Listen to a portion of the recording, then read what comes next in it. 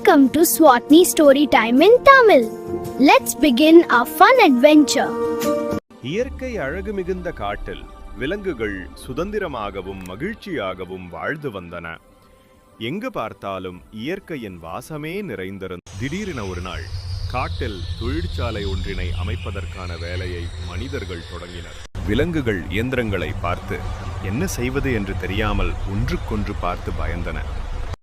பின்பு இயந்திரத்தின் சத்தத்தை கேட்டு விலங்குகள் பயந்து அலறி அடித்து ஓடினர். விலங்குகள் இரவில் இயந்திரத்தின் சத்தம் மற்றும் அவற்றின் ஒளியினால் தூக்கமின்றி அலைந்தன.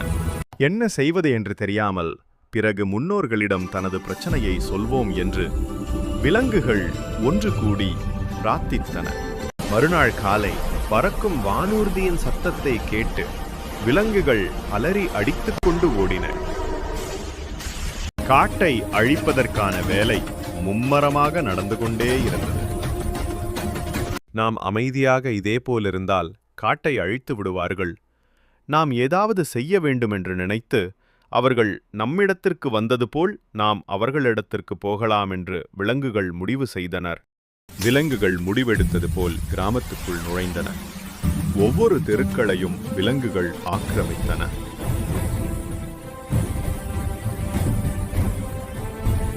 விலங்குகளின் நடமாட்டத்தை கண்ட கிராம மக்கள் வீட்டிற்குள்ளேயே முடங்கியிருந்தன.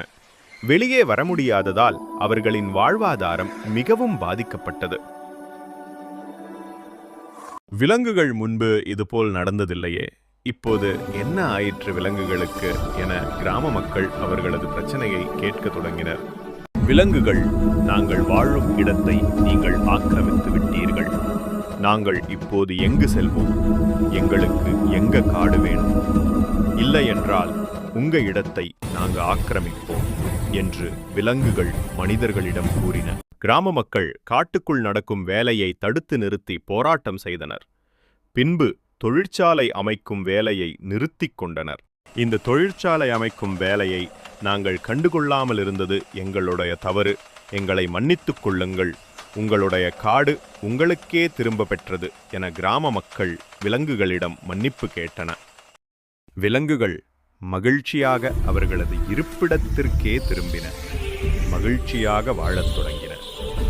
நாம் காடுகளை பாதுகாத்தால் மட்டுமே இயற்கையை பாதுகாக்க முடியும்.